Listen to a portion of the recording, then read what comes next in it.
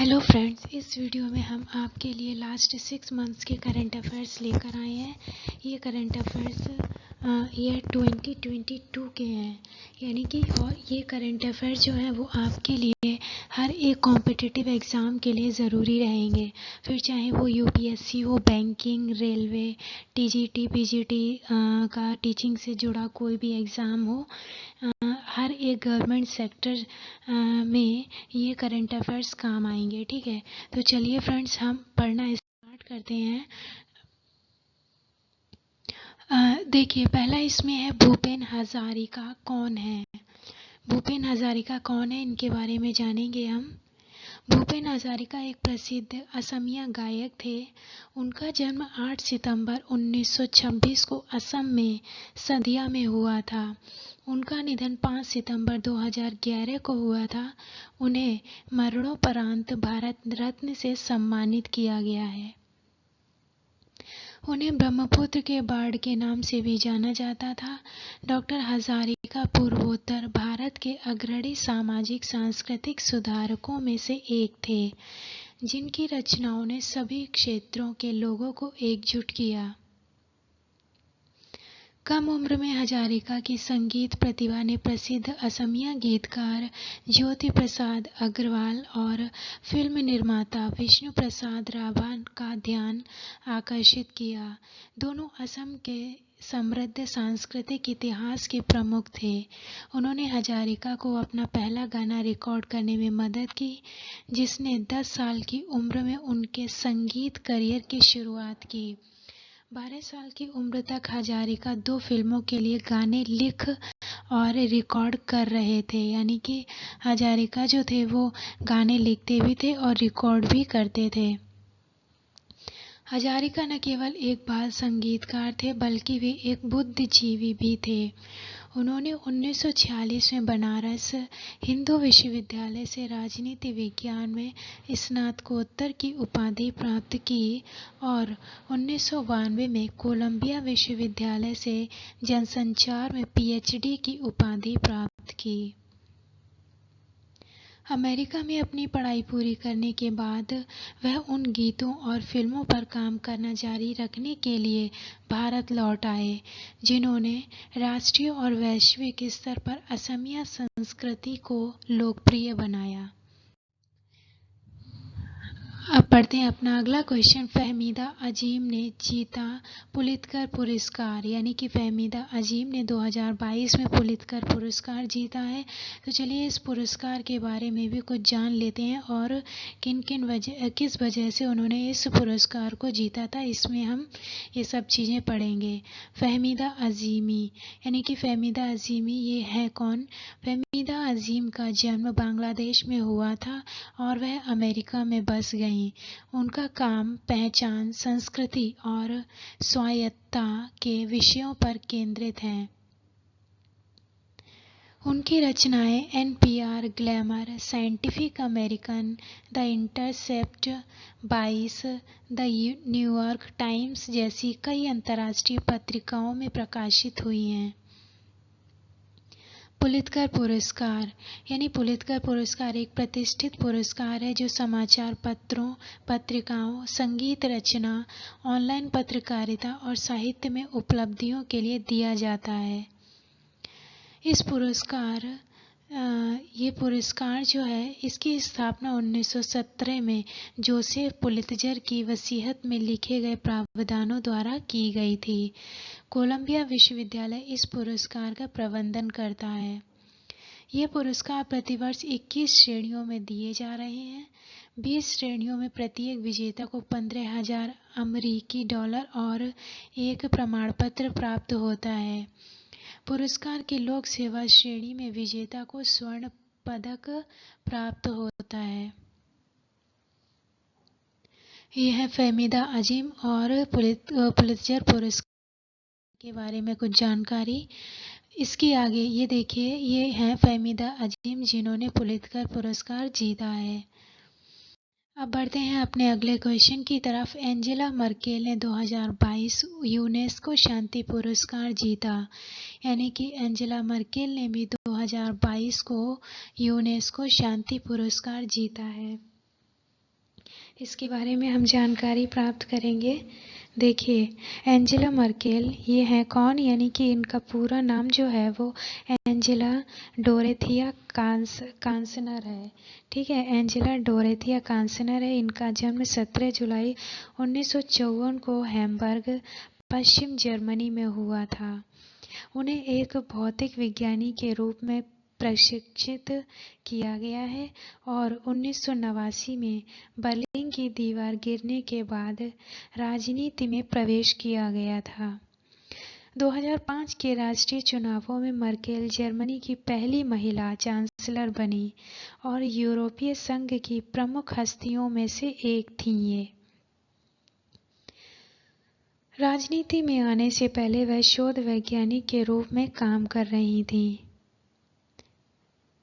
अब देखिए, फेलिक्स हॉफेट बोगेन शांति पुरस्कार, यानी कि ये फेलिक्स हॉफेट बोगेन शांति पुरस्कार किसे दिया गया, यानी यूनेस्को का फेलिक्स हॉफेट बोगेन शांति पुरस्कार 1989 में, यानी कि 1989 में जीवित व्यक्तियों और सक्रिय सामाजिक या निजी निकायों या संस्थानों को सम्मानित करने के लिए बनाया गया था जिन्होंने शांति में महत्वपूर्ण योगदान दिया है। यह पुरस्कार 120 देशों द्वारा समर्थित एक प्रस्ताव द्वारा स्थापित किया गया था और यूनेस्को के सम्मेलन द्वारा अपने 25वें सत्र में ये अपनाया गया था। अतीत में फेलिक्स हॉफेट बोगनी शांति पुरस्कार Nelson Mandela, Yasser Arafat, Spain के राजा जुआन कार्लेस, पूर्व अमेरिकी राष्ट्रपति जिमी कार्टर और शिमोन पेरेज जैसी अंतर्राष्ट्रीय स्तर पर प्रसिद्ध हस्तियों को ये पुरस्कार दिया गया है। ये देखिए, ये हैं, इन्होंने इस पुरस्कार को हासिल किया है। उसके बाद आगे बढ़ते हैं। अन्ना मनी कौन है? क्वेश्चन क्या है? अन्ना मनी कौन है? देखिए, अन्ना मनी का जन्म 23 अगस्त 1918 को केरल के पिरूमेट में हुआ था। उन्होंने 1939 में प्रेसिडेंसी कॉलेज मद्रास से भौतिकी और रसायन विज्ञान में बीएससी ऑनर्स की डिग्री के साथ स्नातक की उपाधि प्राप्त की और नोबेल पुरस्कार विजेता सीवी रमन के तहत भारतीय विज्ञान संस्थान में शोध किया। प्रसिद्ध मलयाली भौतिक विज्ञान के आर रामनाथन, जो वहाँ एक शोधकर्ता थे, उन्होंने भी अन्ना की शोध गतिविधियों को प्रोत्साहित किया। 1942 और 1945 के बीच उन्होंने 5 पत्र प्रकाशित किए। अपनी पीएचडी शोध प्रबंध और इंपीरियल कॉलेज लंदन में स्नातक कार्यक्रम शुरू किया, जहां उन्होंने मौसम संबंधी उपकरण में विशेषज्ञता हासिल की। आगे देखते हैं अन्ना मनी के बारे में। उन्होंने 1948 में भारत लौटने पर भारत मौसम विज्ञान विभाग के लिए काम करना शुरू किया, जहां उन्होंने देश को अपने स्वयं के मौसम उपकरणों के डिजाइन और निर्माण में मदद की। इस पुरुष प्रधान क्षेत्र में उन्होंने इतना उत्कृष्ट प्रदर्शन किया कि 1953 तक वह संभाग की प्रमुख बन गईं। उनके नेतृत्व में 100 से अधिक मौसम उपकरण डिजाइनों को उत्पादन करने के लिए सरल और मानकीकृत किया गया था। आगे देखते हैं। मनी वैकल्पिक ऊर्जा स्रोतों के शुरुआती पैरोकार भी थी, यानी कि ये ऊर्जा स्रोतों की पैरोकार भी थी। 1950 के दशक के दौरान उन्होंने सौर विकिरण निगरानी स्टेशनों का एक नेटवर्क स्थापित किया और स्थायी ऊर्जा माप कर कई पत्र प्रकाशित किए। मणि बाद में भारत मौसम विज्ञान विभाग के उप महानिदेशक बनी और संयुक्त राष्ट्र विश्व मौसम विज्ञान संगठन में कई प्रमुख पदों पर रहीं। 1987 में उन्होंने विज्ञान में उल्लेखनीय योगदान के लिए इंसाकर रामनाथ पदक जीता।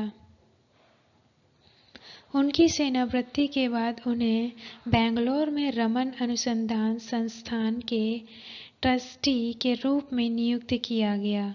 16 अगस्त 2001 को तिरुवनंतपुरम में उनका निधन हो गया। अब पढ़ते हैं, देश में मनाई जा रही है श्री अरविंदो की 150वीं जयंती। तो फ्रेंड्स, इसमें देखते हैं श्री अरविंदो कौन थे, इनका क्या काम था, इनकी उपाधियां क्या थी। देखिए, संस्कृति मंत्रालय ने भारत के स्वतंत्रता संग्राम के साथ उनके सुझाव पर विचार करके भारत में 75 जिलों के चिन्हित किया है। उन्होंने 75 जिलों को चिन्हित किया है। उसके बाद जेल में बंद कैदियों को श्री अरविंदो का दर्शन सिखाकर तथा योग एवं ध्यान का अभ्यास कराकर उनके जीवन में परिवर्तन लाने के उद्देश्य से कार्यक्रम आयोजित किए जाएंगे। संस्कृति मंत्रालय द्वारा आध्यात्मिक नेताओं और संगठनों के सहयोग से कार्यक्रम आयोजित किए जाएंगे। 23 राज्यों में कार्यक्रम आयोजित करने के लिए भागीदार करने वाले संगठनों में शामिल हैं Ramakrishna Mission, Patanjali, Art of Living, Isha Foundation, Satsang foundation.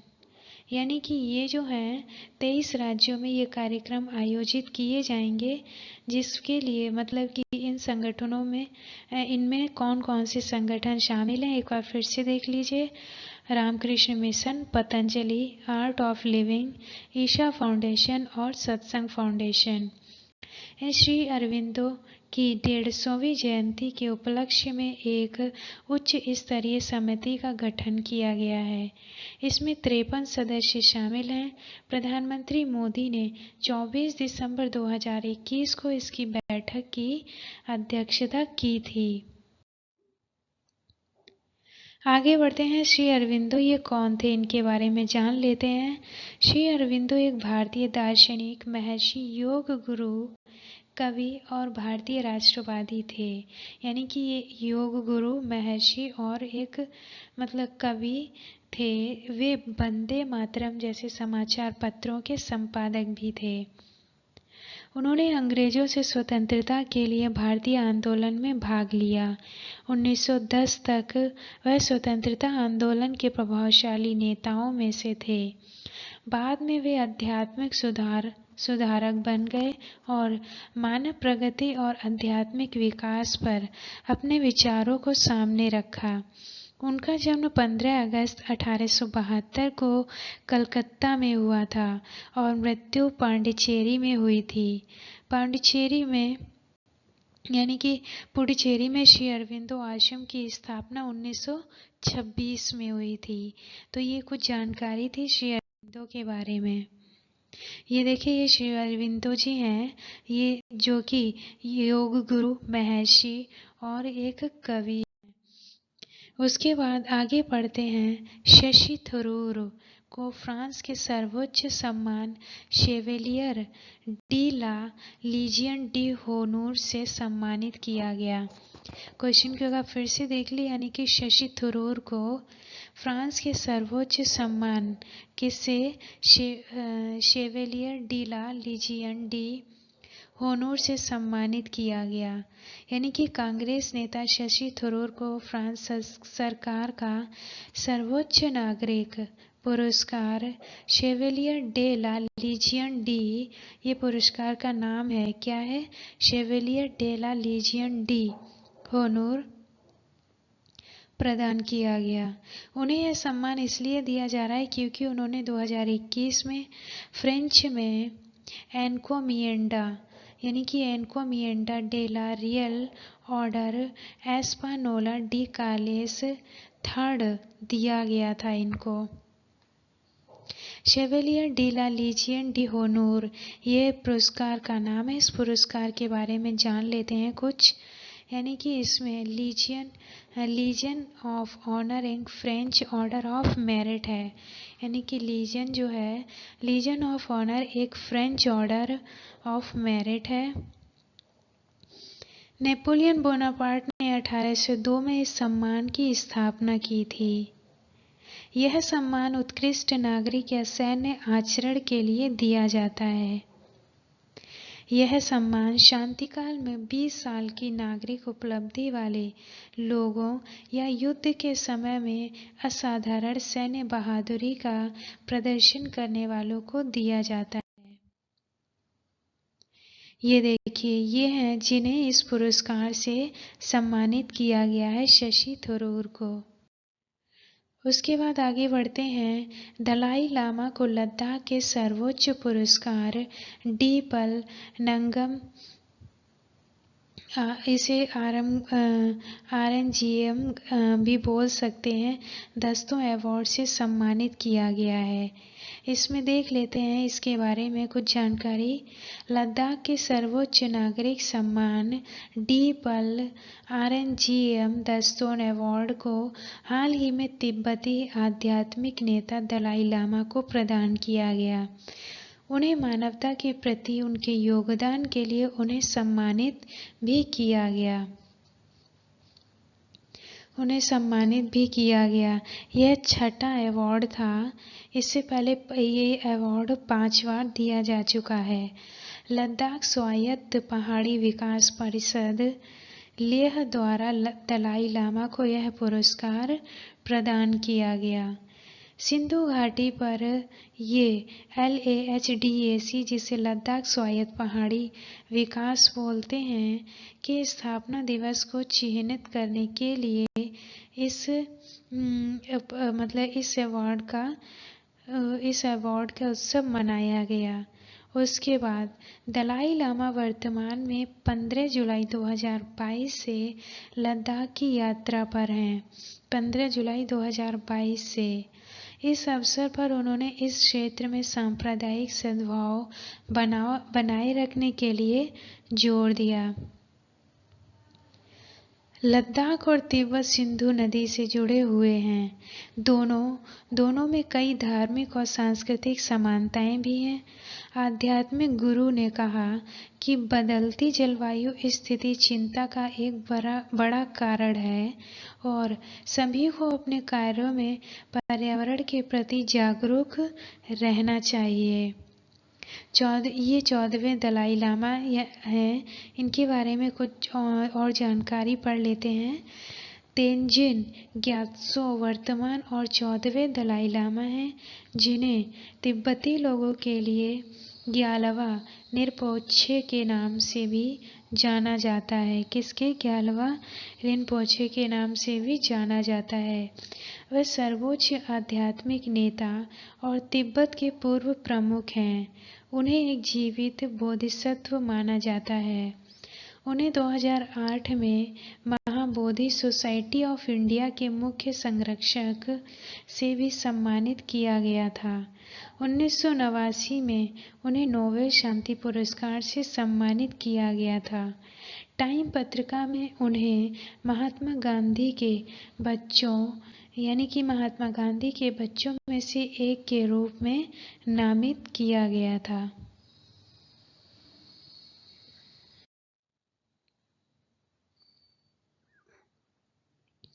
ये हैं 14वें दलाई लामा। अब पढ़ते हैं। यूक्रेन के राष्ट्रपति को विंस्टन चर्चिल लीडरशिप अवार्ड से सम्मानित किया गया। फिर से सुनिए। यूक्रेन के राष्ट्रपति को विंस्टन चर्चिल लीडरशिप अवार्ड से सम्मानित किया गया। इसके बारे में कुछ जानकारी ले लेते हैं। 14 फरवरी 2022 को यूक्रेन पर रूसी आक्रमण के खिलाफ खड़े होने और वापस लड़ने के लिए वोलोडिमिर जेलेंस्की को यह पुरस्कार प्रदान किया गया है। ऐसी स्थिति 1940 में चर्चिल में भी झेली गई थी।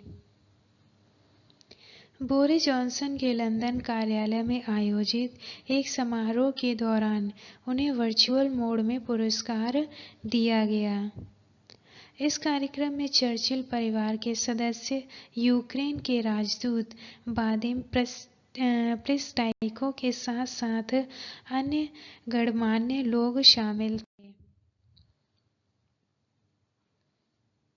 ये देखिए, ये तस्वीर है विंस्टन चर्चिल, जिन्हें लीडरशिप अवार्ड से सम्मानित किया गया है। उसके बाद देखते हैं जगदीप धनखड़ कौन है। क्वेश्चन को एक बार फिर से देखिए, जगदीप धनखड़ कौन है। इनके बारे में पढ़ते हैं। भाजपा ने 16 जुलाई 2022 को पश्चिम बंगाल के राज्यपाल जगदीप धनखड़ को भाजपा और एनडीए के उपराष्ट्रपति पद के उम्मीदवार के रूप में घोषित किया गया।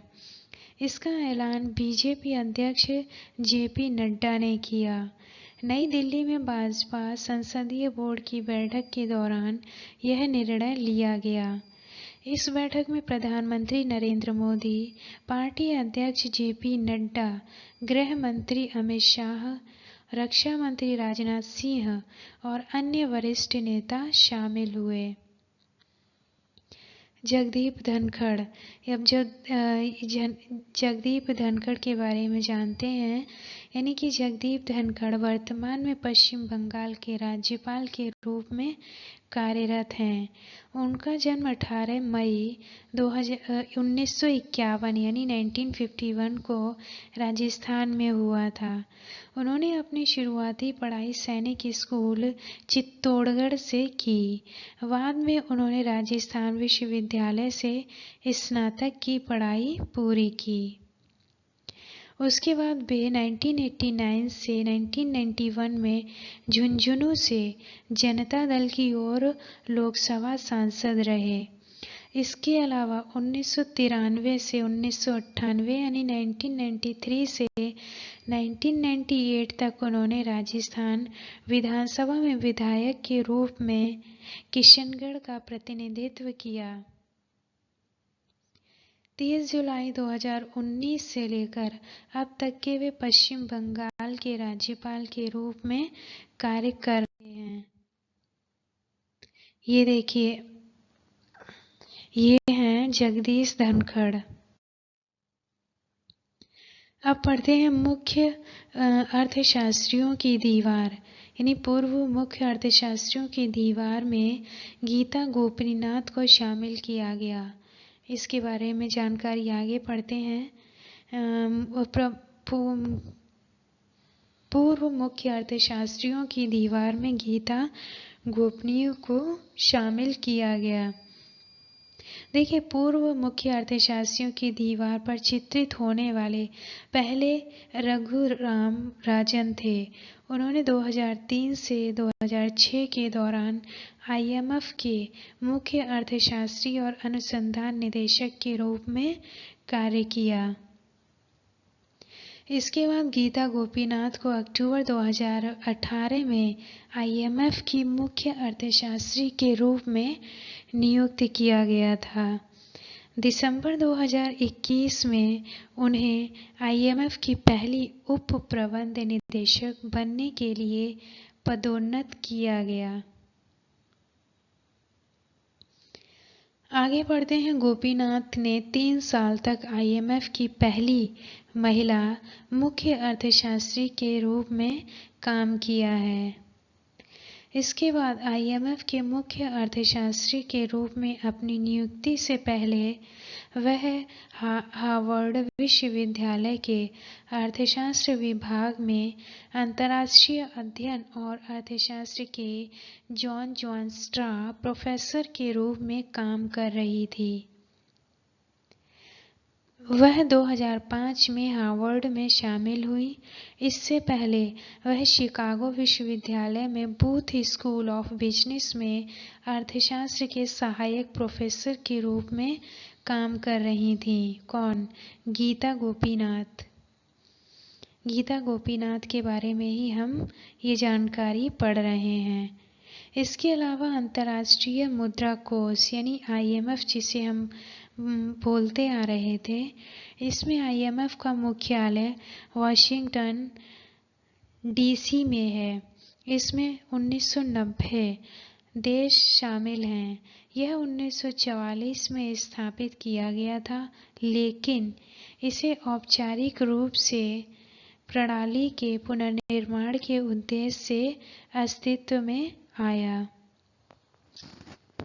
आईएमएफ के एमडी और अध्यक्ष यानी कि बुल्गारिया की मुख्य अर्थशास्त्री क्रिस्टालिना जॉर्जीवा आईएमएफ की वर्तमान प्रबंध निदेशक और अध्यक्ष हैं। वह 1 अक्टूबर 2019 से इस पद पर हैं। अर्थशास्त्री गीता गोपीनाथ को 21 जनवरी 2022 को प्रथम उप प्रबंध निदेशक के रूप में नियुक्त किया गया था।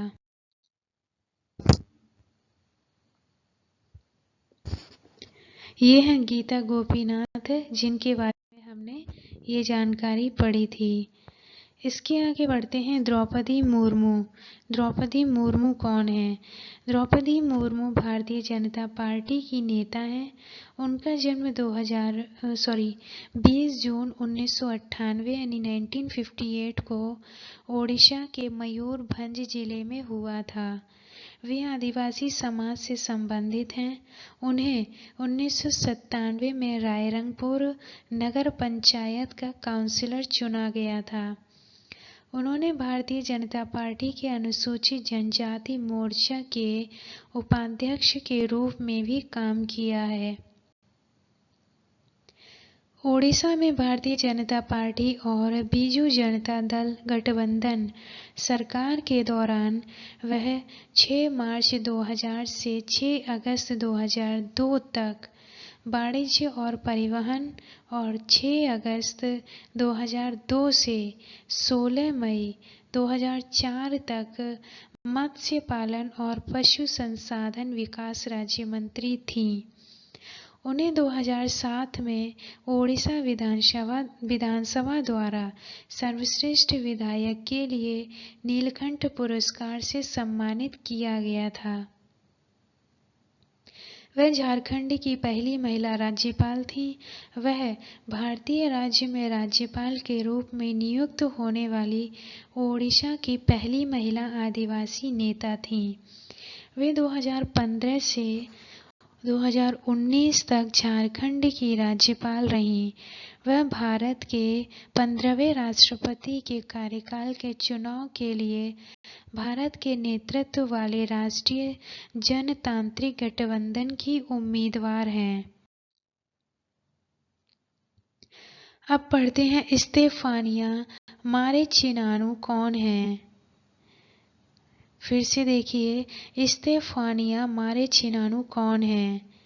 यानी स्टेफानिया मारेचिनानु का जन्म 18 जून 1882 की रोमानिया में हुआ था।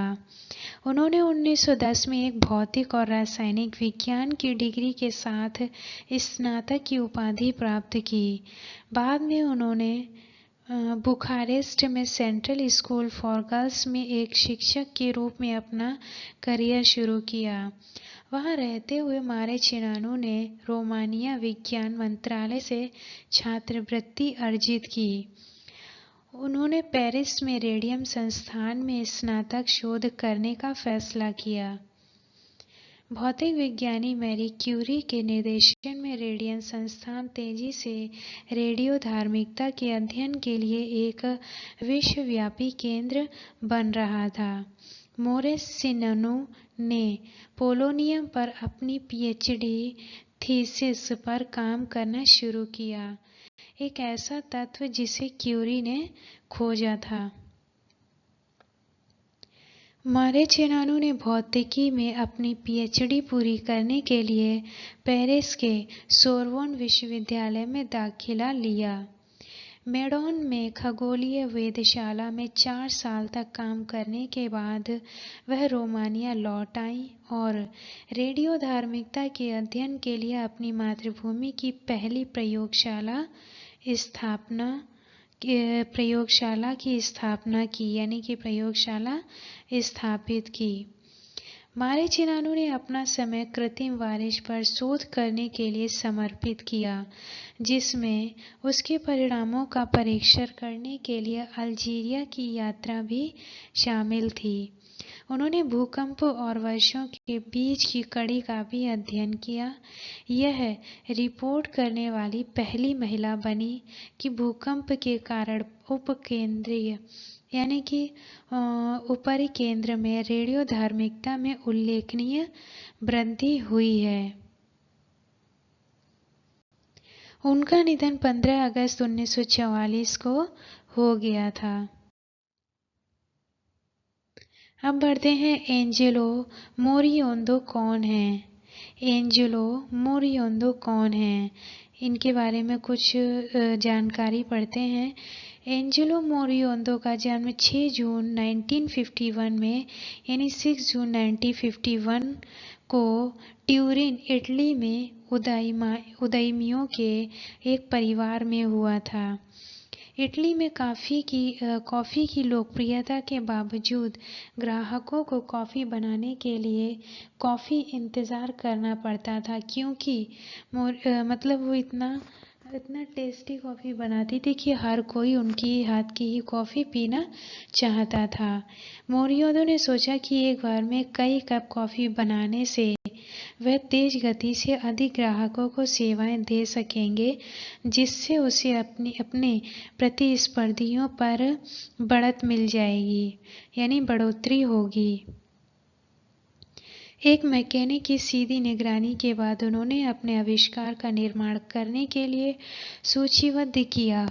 मोरियोंदो ने 1884 में ट्यूरिन के जर्नल एक्सपो में अपनी एस्प्रेसो मशीन प्रस्तुत की, जहां इसे कांस्य पदक से सम्मानित किया गया, यानी कि इतना पसंद किया गया उसे, जिससे कि उसे कांस्य पदक से नवाजा गया।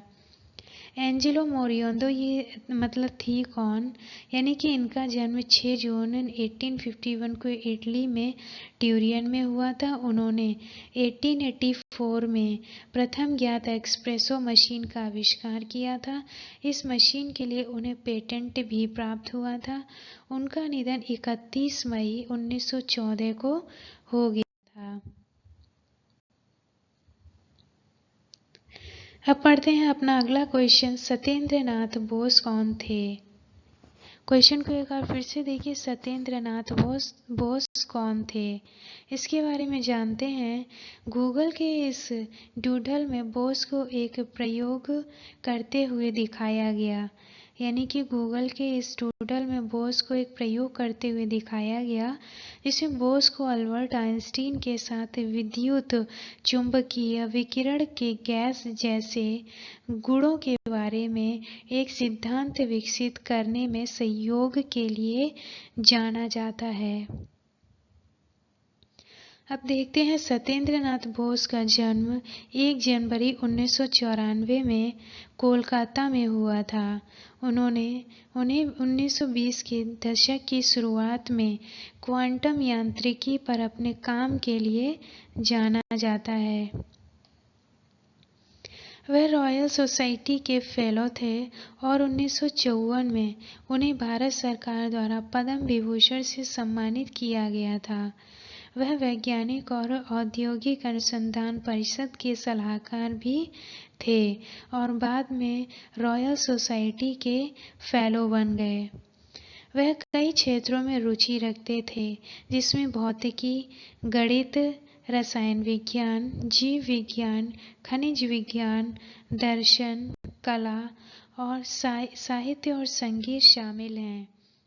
कौन कौन सी? भौतिकी, गणित, रसायन विज्ञान, जीव विज्ञान, खनिज विज्ञान, दर्शन, कला और साहित्य और संगीत शामिल हैं। उन्होंने भारत में कई अनुसंधान और विकास समितियों में कार्य किया।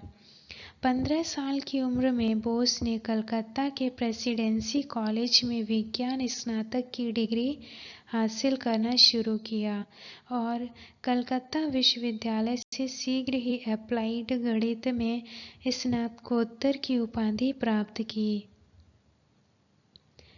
कोई भी कण जो आज बोस के आंकड़ों के अनुरूप हैं, बोसान के रूप में जाना जाता है। उनके काम से कई वैज्ञानिक आविष्कार हुए हैं, जिनमें कण, त्वरक और गौण पार्टिकल की खोज भी शामिल है। अब पढ़ते हैं अपना अगला क्वेश्चन। मशहूर गायक के का 53 वर्ष की उम्र में कोलकाता में निधन हुआ। देखिए फिर से सुनिए, यानी कि मशहूर गायक के का 53 वर्ष की उम्र में कोलकाता में निधन हुआ।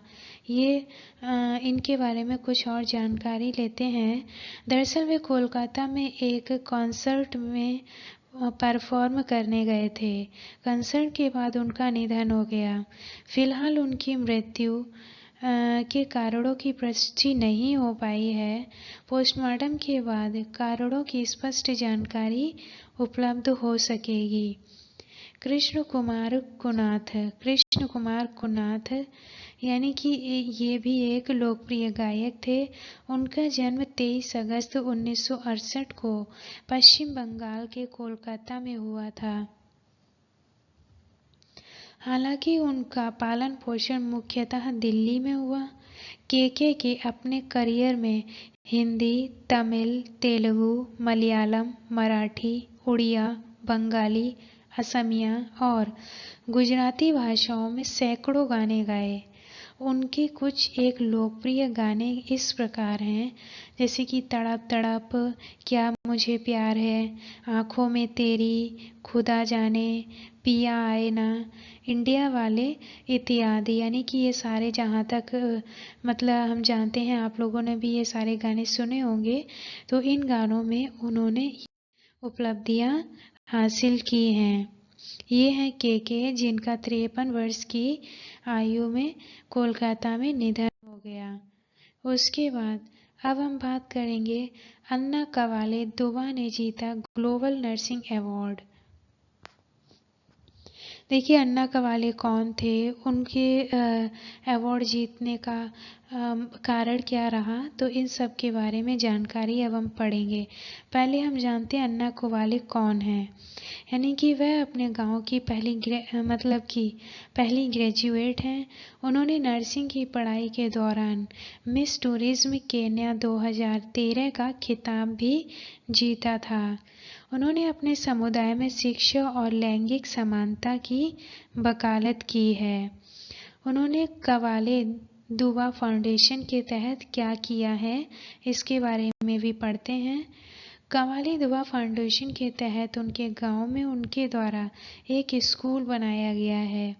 यह स्कूल इसलिए बनाया गया ताकि सुबह बच्चे पढ़ सकें और दोपहर में वयस्क पढ़ सकें। यानी कि ये स्कूल इसलिए बनाया गया, सुबह के टाइम पर बच्चे पढ़ सकें और दोपहर में वयस्क पढ़ सकें।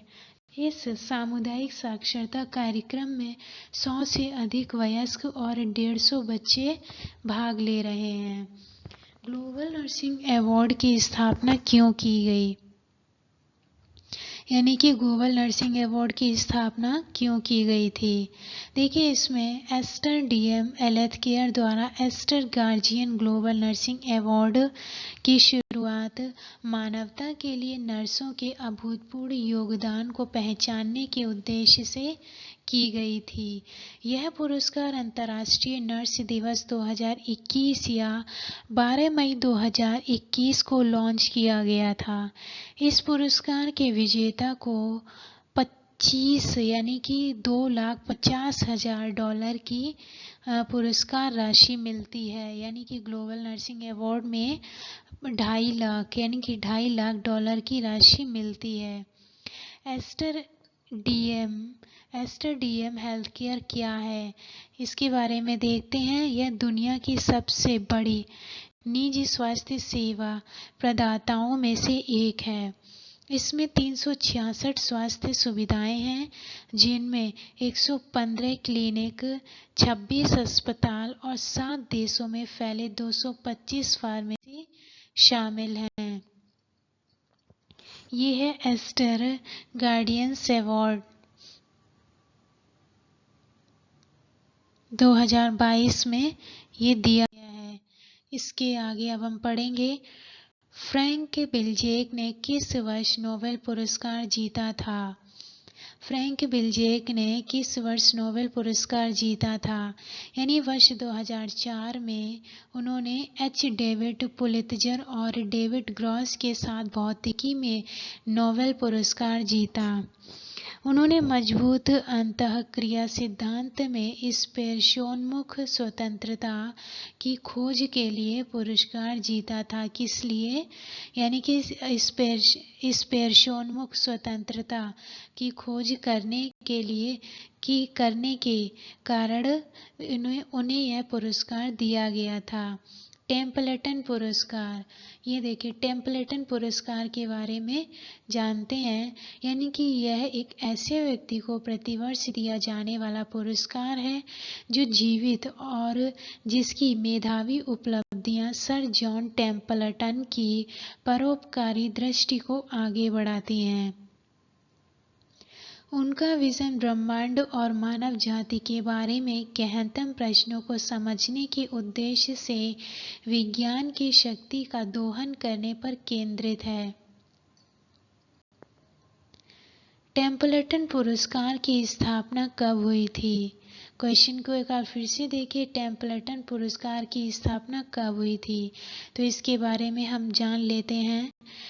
वर्ष 1972 में टेम्पल्टन पुरस्कार की स्थापना हुई थी। यह पुरस्कार जॉन टेम्पल्टन द्वारा स्थापित, प्रशासित और वित्त पोषित किया गया था। वर्तमान में यह पुरस्कार John Templeton foundation, Templeton world charity foundation और टेम्पल्टन धर्म ट्रस्ट द्वारा सह वित्त पोषित है। यह पुरस्कार वर्तमान में जॉन टेम्पल्टन फाउंडेशन द्वारा प्रशासित है।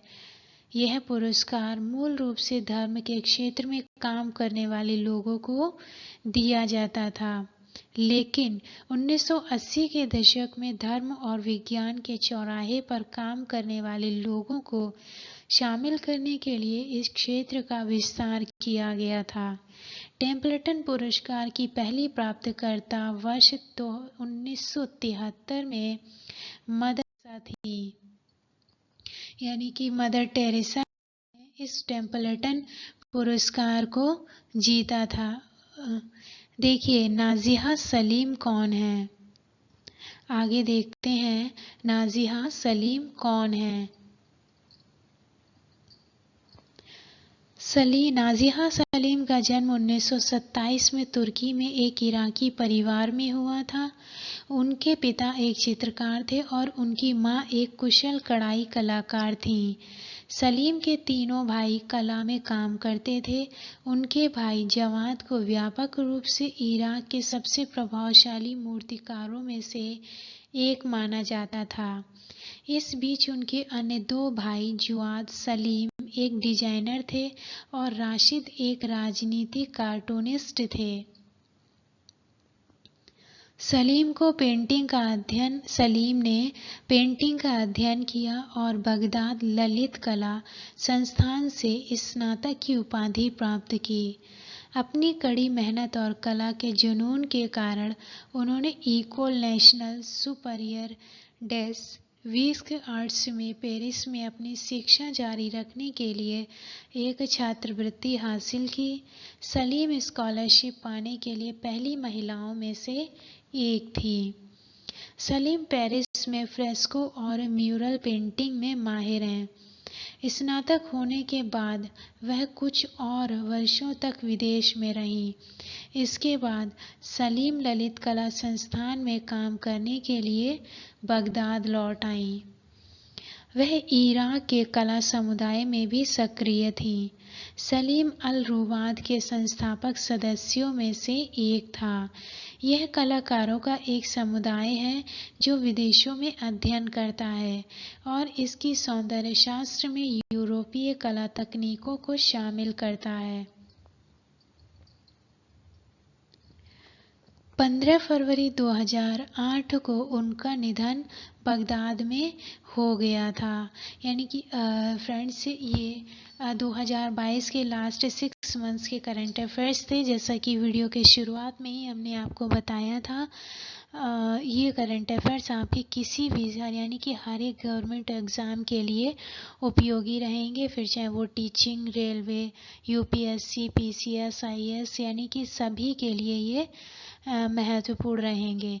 तो इसी तरह से इम्पोर्टेंट करंट अफेयर्स को लेने के लिए आप हमारे चैनल को सब्सक्राइब कीजिए, साथ ही साथ बेल आइकन को भी प्रेस कीजिए, जिससे कि हम आपको इसी तरह से वीडियो के नोटिफिकेशंस दे सकें और आप इनको पढ़ सकें। इसके साथ ही साथ हम फ्रेंड्स चाहेंगे कि आप इस हमारी वीडियो को शेयर भी करें, जिससे आपके ज़रिए और भी आपके फ्रेंड्स तक इन करंट अफेयर्स की वीडियो पहुंच सके और वो भी आसानी से कम समय में सेलेक्टेड करंट अफेयर्स की नॉलेज गेन कर सकें।